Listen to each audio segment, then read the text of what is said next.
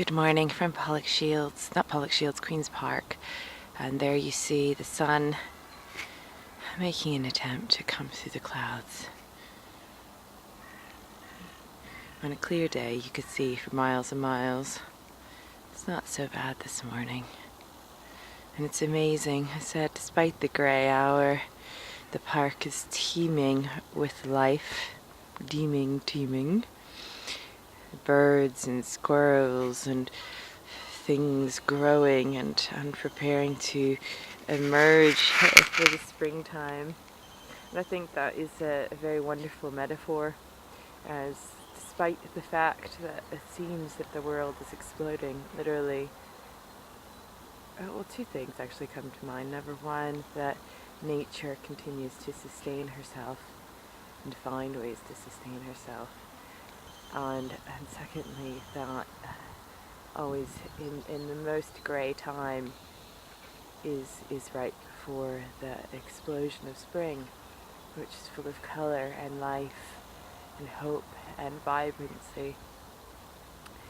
So what started as a dance today for Japan, and thinking in particular of the nuclear explosion, and imagining that I was comforting the nuclear reactor like a small child, kind of in my dance, like, shh, it's okay, honey. Which is kind of silly, I guess, but that's what it felt like. It seems silly to talk about it, but that's what it was like. It was kind of like hushing an upset baby.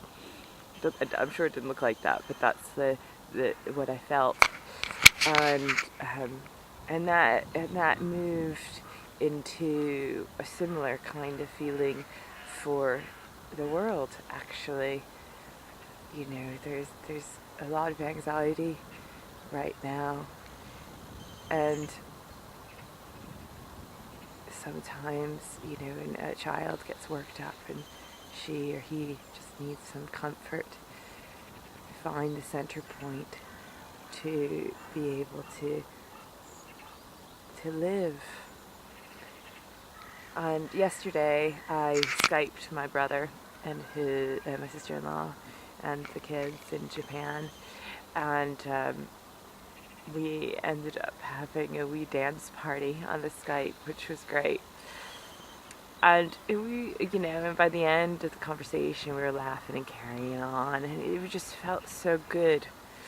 And it's funny because the initial, feeling for the conversation was that, a part of me intellectually recognized that was needed, but it felt really inappropriate.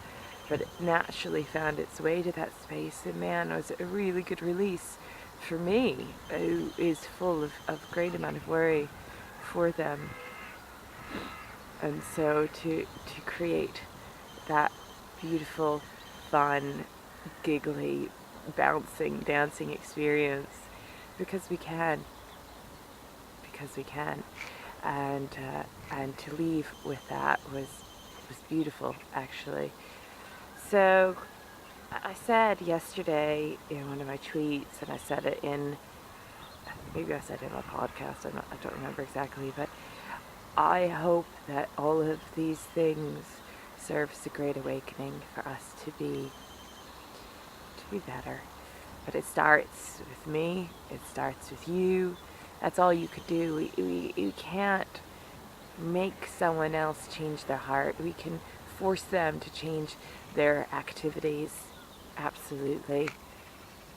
But it doesn't in any way change what is going on inside that person unless they themselves start to do that on their own and really believe it. So that's, for me, the best that we could hope for. And for the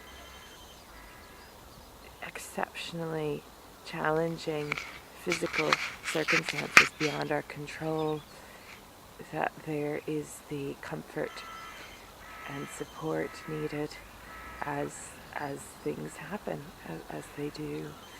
So that was my dance, and just ended up standing here for about 10 minutes just in silence, observing this beautiful landscape that I live in, and the birds and the sky, which is just a magnificent layer of textures and colors, and just being really thankful. Just being really thankful that I can stand here and have a dance and breathe this clean air and observe the beauty that I have been gifted with. So I leave you with that on a Sunday, and I'm going to try to make it down to the Broomer tomorrow. But I really do quite like the energy of finishing my dances in the space in the midst of nature with huge vistas to look upon. So I think this might be my final dancing spaces, perhaps, depending on my schedule. So have a really good one. Lots of love to you, and I'll see you soon.